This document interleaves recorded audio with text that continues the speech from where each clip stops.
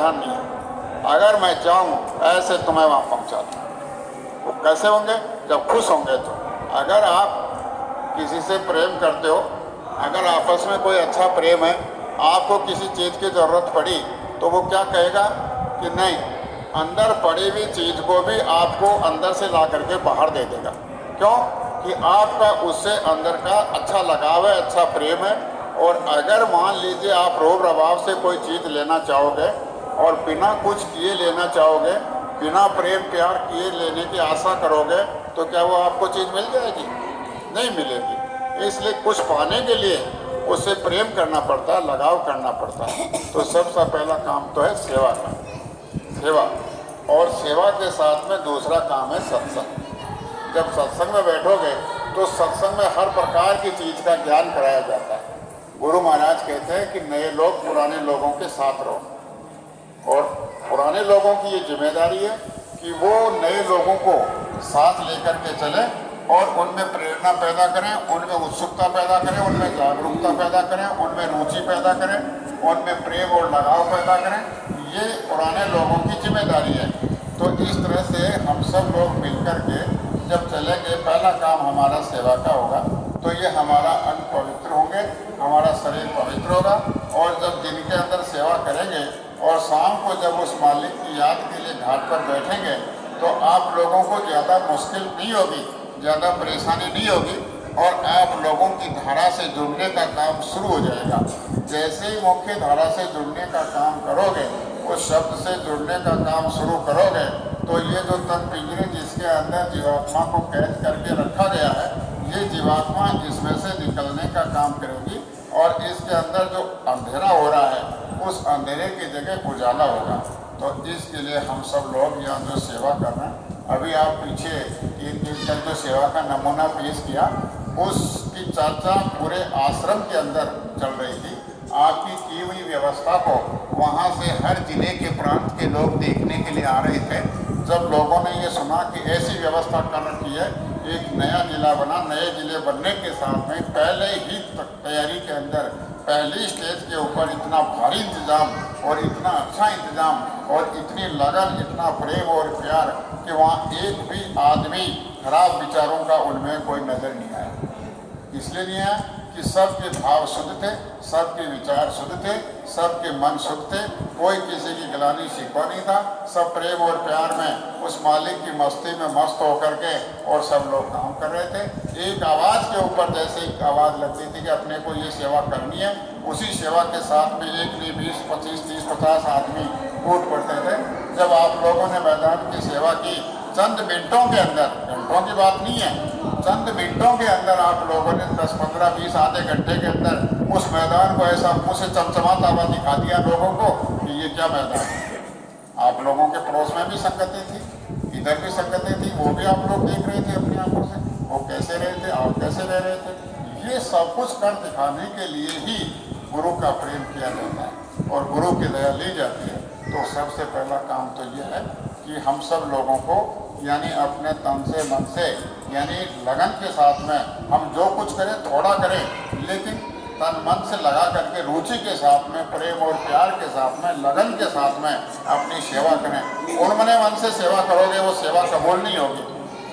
आपका अंदर से तो ये कह रहा है करें, नहीं नहीं क्या करेंगे, क्या नहीं करेंगे, ये क्यों कर रहे हैं, वो क्यों कर रहे हैं। तो आप लोगों ने अमरदास जी का सुना, जब वो अपने प्रेमियों पर खुश हो रहे थे और अपनी दया देने के लिए आतुर हो रहे थे, वो दया देने के लिए उन्होंने एक छोटी सी परीक्षा रखी कि भाई चलो इनकी परीक्षा ली जाए कि कौन इस परीक्षा में सफल होता है, कौन इसमें सफल नहीं होता है। तो उन्होंने कहा कि आप ऐसा करो, सब लोग छोटे छोटे चबूतरे बनाओ, चबूतरे बनाओ। तो वो चबूतरे बनाने लग गए। थोड़ी देर बाद में आए और देखा कि बन गए, तुम्हारे चबूतरे के बन गए। तो उन्होंने कहा कि इसको ढा दो, तो ढा दिया। ऐसा करने के 10-5 बार किया उन्होंने। जब 10-5 बार किया तो लोगों ने सोचा कि ये गुरु महाराज बूढ़े हो गए, इनकी मति खराब हो गई, अब इनको होश आवास नहीं है, ज्ञान नहीं है, और ये चबूतरे बनवाते हैं और गिरवाते हैं, इसलिए चलो चलो इससे कोई मतलब नहीं निकलेगा। धीरे धीरे धीरे धीरे करके और वो सारे लोग एक एक करके निकल गए। अंत में एक आदमी बचा। वो क्या है कि जैसे आदेश करते उसी अनुसार वो अपना काम करता। तो उसने फिर काम करते करते गुरु के पास में चरणों में लगा रहा। लगने के साथ में सतगुरु ने जब ये पूछा कि जब सब लोग चले गए यहाँ से तो तुम क्या कर रहे हो यहाँ पर, तुम क्यों नहीं गए, तुमको भी चले जाना चाहिए था, क्यों बना रहे हो, क्यों तोड़ रहे हो उनको। जब हमारी बुद्धि खराब हो गई, हम बुढ़ापे में आ गए, हमारी अक्ल काम नहीं करती है, तो तुमको भी चले जाना चाहिए। नहीं सतगुरु, ऐसी बात नहीं, आप मेरे लिए महान हैं। जो कुल मालिक सत्पुरुष यहाँ इस देह के अंदर आते हैं और आकर के, और वो कभी बूढ़े होंगे, कभी उनको अक्ल बुद्धि खराब होगी, वो तो इन सब चीज़ों से परे हैं, परे हैं इन सब चीज़ों से। अक्ल बुद्धि तो खराब उनकी होगी जो बुद्धि के दायरे में है। अगर कोई बुद्धि के दायरे में है ही नहीं तो उसकी अक्ल कैसे खराब होगी। अंत में उन्होंने जब वो पूछा कि मुझे तो केवल आपके चरणों की सेवा चाहिए और कुछ नहीं चाहिए, अगर ताज जिंदगी भी मेरे से बनवाते रहोगे, गिरवाते रहोगे, तो मैं ऐसा करता रहूँगा। उन्होंने उस प्रेम को छाती से लगा लिया और कहेगा कि तुम्हारा काम पूरा हो गया। यही तो काम करना। जब गुरु अपने पर प्रसन्न हो जाएंगे, खुश हो जाएंगे, तो अपना काम हो जाएगा। इसी काम को करवाने के लिए हम यहाँ दुनिया में भटक रहे हैं। तो ये काम सेवा का है। तो हम सब लोगों को ये काम बड़े लगन उत्साह के साथ में करना है। तो ज़्यादा समय तो अब नहीं लेंगे, और भी समय समय पर बात बताएंगे। सोच करके तो ये चले थे कि हम लोग यानी जब आश्रम पर चलेंगे तो रोजाना 10-10, 15-15, आधे घंटे की अपन गुरु महाराज की चर्चा करते रहेंगे। लेकिन वहाँ वो तजवीज़ बैठी नहीं, इसलिए नहीं बैठी कि काम की थोड़ी सी ज्ञाति थी, काम ज़्यादा था, समय कम था। अगली बार जब गुरु पूर्णिमा पर हम लोग आएंगे तो ऐसी व्यवस्था रहेगी कि रोज़ाना प्रार्थना होगी, रोज़ाना 10, 15, 20 मिनट का आपस में चर्चा होगी, और चर्चा होने के बाद में ध्यान भजन भी होगा। तो ये आप देखिए क्यों होगा। आप इतने सारे लोग अब की बार आए, ये क्या संकेत करता है, विचार करो। ये इस बात का संकेत करता है कि जो गुरु महाराज कहते हैं कि परिवर्तन होगा, उस परिवर्तन को कोई माई का लाल दुनिया में रोक नहीं सकता। गुरु महाराज कहते हैं कि हम खड़े होकर के, बैठ करके, जहाँ जो कुछ भी कहेंगे वो सत्य होकर के रहेगा।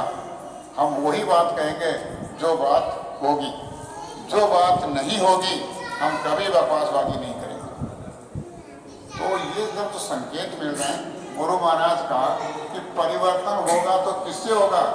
आप जो सेवा करोगे, आपका जो गुरु महाराज से कनेक्शन जुड़ेगा, गुरु महाराज की दया से हम सब लोग जुड़ जाएंगे, उन लोगों से परिवर्तन होगा। जब गुरु महाराज से जुड़ जाओगे, सुबह और शाम आपकी स्वर्ग और बैकुंठ की रील चलने लगेगी। आप आना और जाना शुरू कर दोगे, ईश्वर से, परमात्मा से आपका मिलना शुरू हो जाएगा, देवी देवताओं से आपका मिलना शुरू हो जाएगा। देवी देवता आपकी आरती उतारने लगेंगे और आप देवी देवताओं से मिलोगे। देवी देवता खुश होंगे कि आप तो भाग्यशाली हो, आपको सतगुरु इस मनुष्य शरीर में मिल गए, आप अपने घर की तरफ जा रहे हो, आपका बड़ा जश है, सम्मान है, यश है, कीर्ति है। लेकिन हम तो मनुष्य शरीर में पुण्य किए, लेकिन पुण्य के फल हमको ये बंधन में डाल करके भुगताया जा रहा है। तो कहने का मेरा मतलब ये है कि परिवर्तन सेवादारों से, भजरानंदियों से होगा। आज हम सब लोग जो 200 के करीब, 180 के करीब अपने घर से चल कर के आए हैं, 180 घर को यहाँ से रोशनी मिलेगी। 1 से 80 घरों के अंदर मालिक की दया मिलेगी। 180 घरों को जब मालिक की दया मिलेगी, रोशनी मिलेगी, तो वो अपने मिलने वालों को कहेंगे कि अगर आप लोग सुखी जीवन चाहते हो, शांतिमय जीवन चाहते हो, बिना दुख तकलीफ परेशानी क्लेश रगड़े झगड़े का जीवन चाहते हो, तो बाबा जी दयालु हैं, आप उनके पास पहुंच करके आप भी प्रार्थना करो, आपको मालिक की दया मिल जाएगी और आपका भी जीवन हमारे जैसा जीवन हो जाएगा। तो उसके लिए जब हम बात करेंगे तो सब लोगों का जीवन इस तरह से सुखी हो जाएगा। एक से बात एक से आगे बढ़ेगी, तो सब लोगों को जब जानकारी हो जाएगी तो सत्संग आने की तैयारियां शुरू हो रही है, उसमें हम सब लोग भी शामिल हो जाएंगे, हमारा भी एक इतिहास बन जाएगा। अब सवाल ये है कि कोई सेवा ज़्यादा करे, कोई कम करे। देखिए, लेकिन सेवा ज़्यादा कम किस लिए होती है? उसके अंदर के लगाव के अनुसार होती है।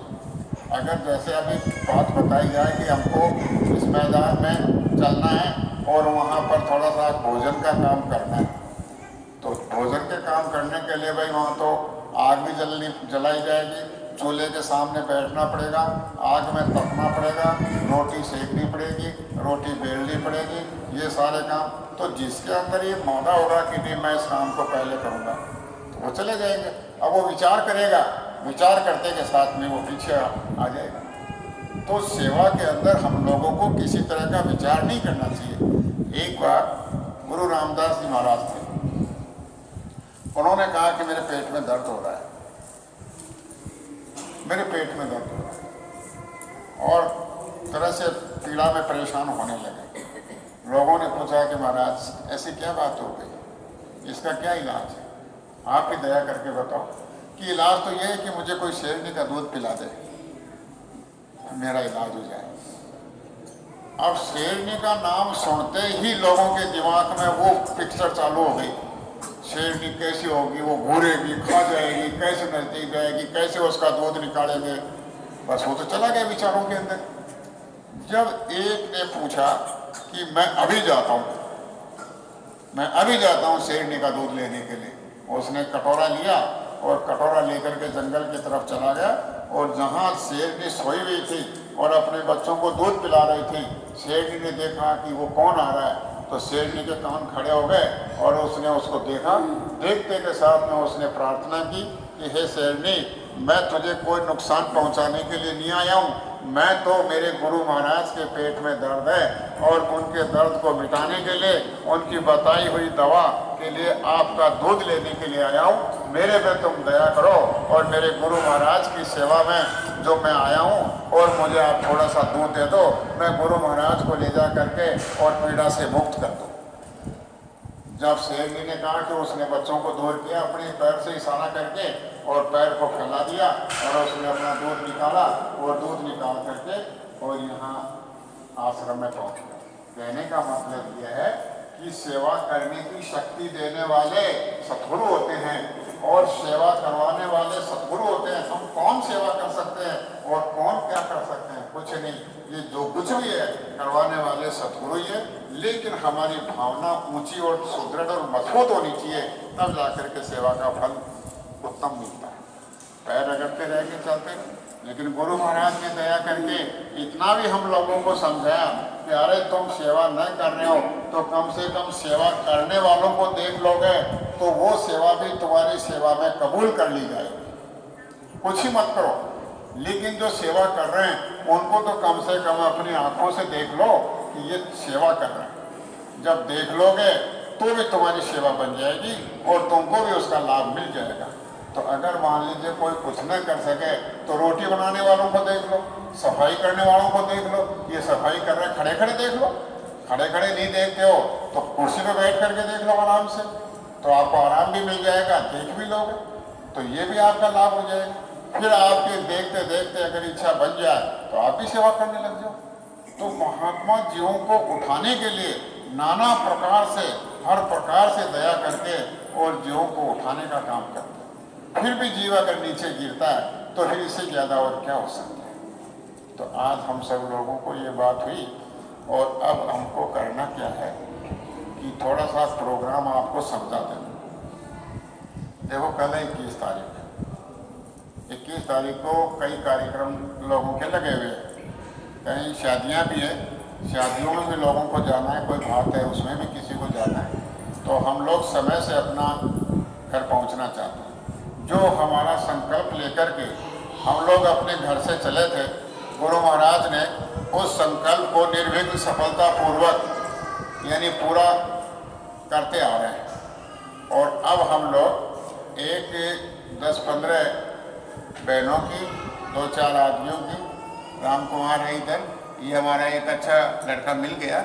और ये क्या है कि जाकर के शाम को खाना खाओगे कि नहीं खाओगे? बोलो, भूख लग रही है क्या? क्या लग जाएगी? बोल करके बोलो, ऐसी कोई बात नहीं है, भूख लग जाएगी भाई। 8-9 बजे तक तो पेट में भूख लगेगी। अगर हम लोग खाना नहीं खाएंगे तो पेट में भूख लगेगी, तो रास्ते में हम लोग 10, 20, 50, 100, 200 रुपये का खर्चा कर देंगे, तो भी हमारा पेट नहीं भरेगा। अगर होटलों का खाना खाएंगे, आप लोग होटलों के कई शौकीन होते हैं, होटलों में खाना खाएं। आप लोगों को एक बात ये बताई जा रही है कि किसी बर्तन के अंदर 20 साल पहले किसने गंदी चीज बनाई है। कितने साल पहले? 20 साल पहले। और वो कह रहा है कि मैं शाकाहारी हूँ। शाकाहारी हूँ मैं, मेरे घर में ऐसा गंदा खाना नहीं बनता है। अगर उस बर्तन के अंदर 20 साल बाद में अगर आपने भोजन कर लिया, आपका भजन खत्म। वो सारे के सारे कुकर्मों का बोझ आप पे सिर पे आ जाएगा और आपको दबा देगा। होटल में कैसे कैसे लोग भोजन करते हैं, उनका क्या क्या खान पान है, क्या क्या उनके आचार विचार हैं, क्या उनकी सोच और समझ है। आप लोगों को ये बड़ा शौक होता है कि होटल में खाना खाएं, होटल में खाना खाएं, लेकिन जो प्रभु का भजन करने वाले लोग होते हैं वो ऐसी चीज़ों को दूर रखते हैं, इनसे बचते हैं।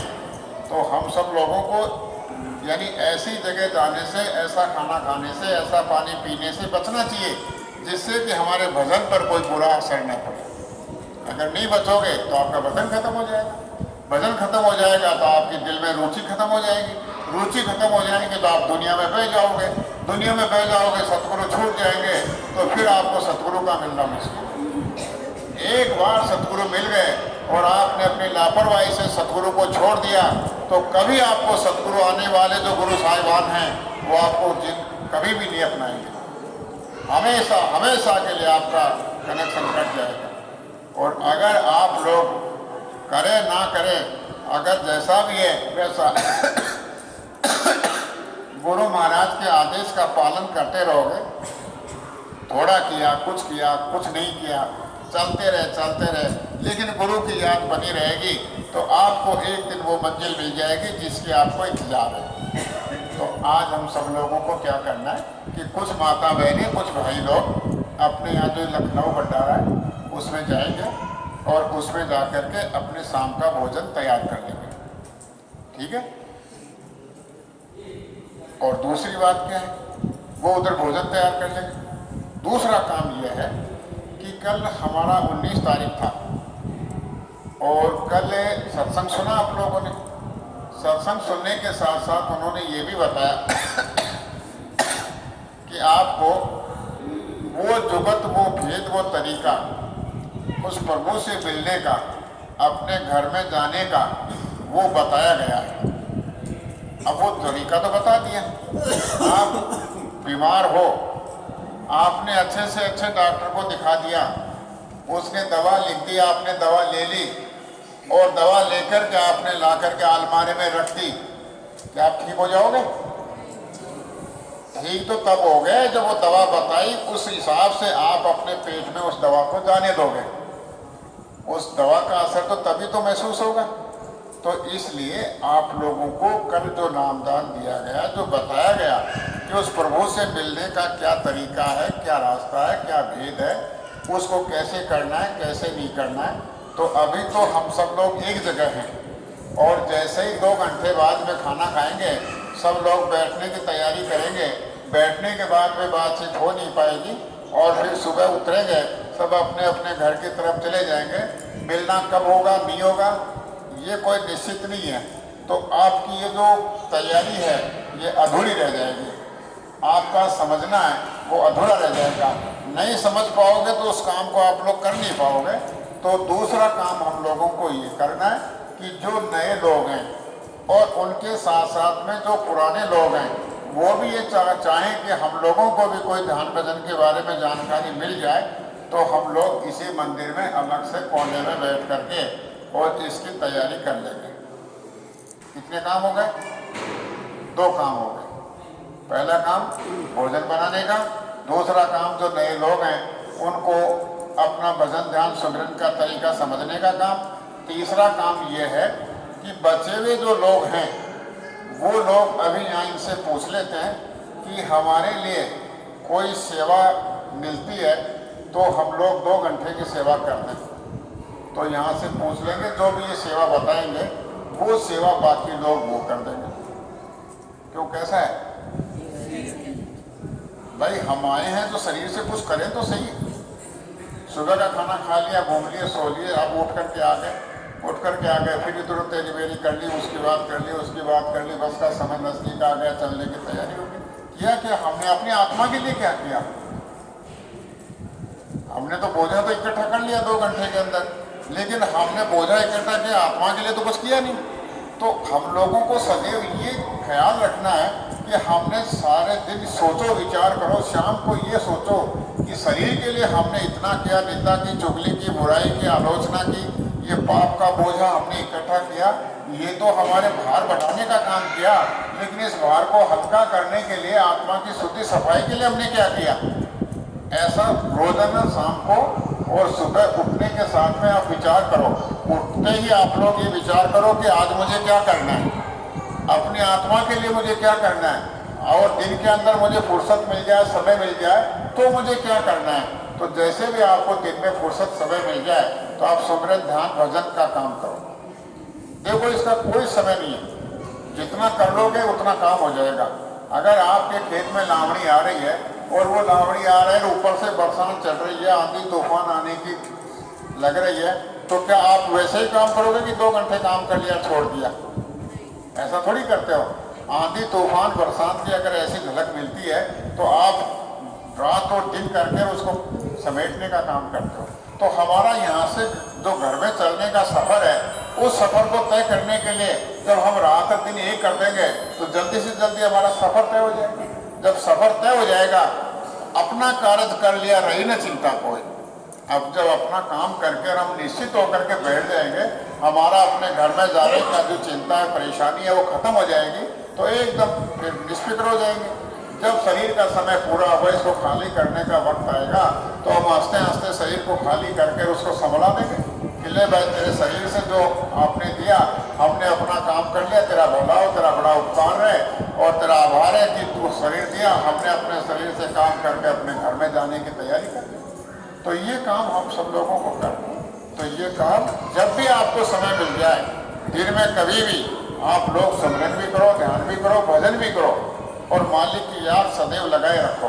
जैसे जैसे अंदर याद बनी रहेगी, बार बार याद करते रहोगे, बार बार आप याद करने से, सिमरन करने से आप लोगों के अंदर सफाई होगी, रुचि पैदा होगी, प्रेम पैदा होगा, लगन पैदा होगी। फिर आप लोग अपने जीवन के अंदर ये अनुभव करो कि आप लोग जो विचार करोगे कि गुरु महाराज ये परेशानी आ रही है, परेशानी तो कर्मों की आएगी, लेकिन आप लोग पुकार करोगे, उससे पहले गुरु महाराज की दया आपके पास पहुंच जाएगी। अब इससे ज़्यादा और क्या चाहिए आप लोगों को? अगर अपने लड़के को, पत्नी को एक दूसरे अलग अलग कमरे में आवाज़ लगाओ तो पहुंचने के अंदर भी 5 मिनट 10 मिनट लग जाएंगे। किसी काम में लगे हुए हो तो काम को छोड़ के आएंगे तो समय तो लगेगा, लेकिन इतना समय भी गुरु महाराज नहीं लगाते। आप पुकार करने से पहले गुरु महाराज की दया आपको जब मिल जाती है तो इससे ज़्यादा और क्या करेंगे? और आपको इससे ज़्यादा चाहिए भी क्या? तो आप सब लोग ये काम करो। अब देखो ये काम है, उनसे पूछ लेते हैं। और फिर आप लोग ये जो अपना गुरु महाराज का चिन्ह बना है, ये स्थान गुरु महाराज के जन्म स्थान है, जन्म स्थान। यहाँ एक ऊंचा बरगद का पेड़ था, बड़ा। वो बरगद का पेड़ जो यहाँ लगा हुआ था, जिस दिन गुरु महाराज ने अपनी मौज दया बदली, उधर बदलते उसी समय तत्काल ये बरगद का पेड़ भी अपना काम पूरा कर लेता है, अपनी योनि को छोड़ देता है, वो बरगद का पेड़ में गिर जाता है। जो आश्रम में गायें थी, उन गायों को यह आभास जब हो गया कि हमारे स्वामी नहीं रहे, तो उन्होंने भी अपना चारा पानी छोड़ दिया। 3 दिन तक बराबर रोती रही, कुछ नहीं था। जब ऐसे पेड़ और जानवरों को गुरु महाराज की पहचान है, हम तो इंसान हैं, इंसान बनकर के भी अगर हम लोग पहचान नहीं कर पाए, हम गुरु महाराज की दया का अनुभव नहीं कर पाए, तो ये हमारी सोच है। जैसे हम लोग समय को खराब कर रहे हैं, समय को फालतू कामों में बिता रहे हैं, तो ये फालतू कामों का बिताया हुआ समय हमें आगे चल करके परेशानी का सबब बन जाएगा। और जो समय मिल रहा है उस समय में आने वाली परेशानियों से बचने का उपाय कर लोगे तो आने वाले वक्त की जो परेशानियां हैं उनसे हमको तकलीफ पीड़ा नहीं होगी। ये बचने का उपाय पहले करना पड़ता है। बरसात आ रही है, खेत में मेड़ बांधने का पहले काम किया जाता है। अगर आप लोग बरसात के आने के बाद में या आने पर मेड़ बनाओगे तो उस बरसात के पानी से आपकी मिट्टी नहीं ठहरेगी और आपका सारा खेत बर्बाद हो जाएगा। तो कहने का मतलब ही तैयारी पहले करो। तैयारी पहले करोगे, आपके पास में ताकत रहेगी, पूंजी रहेगी, नाम की शक्ति रहेगी, तो आने वाले वक्त में जो परेशानी है वो आपको परेशान नहीं करेंगे। हल्की फुल्की आएंगी, गुरु महाराज कहते हैं कि इधर से आएगी और बगल से निकल करके चली जाएगी, आपको एहसास ही नहीं होगा कि क्या हो रहा है क्या नहीं हो रहा है। तो ये सारी चीज़ें जो गुरु महाराज ने रास्ता बताया सुमरन ध्यान भजन का, उसको करने से होगा। तो आप सब लोग इन बातों का ध्यान रखो और बाकी सब बातें समय समय पर अपन लोग मिलते रहेंगे, करते रहेंगे। और अब है जो करीब 4 बजे का वक्त होने को जा रहा है। अब आप लोग जो पहला काम बताया उस पहले काम के लिए राम कौन हम ये कहते हैं कि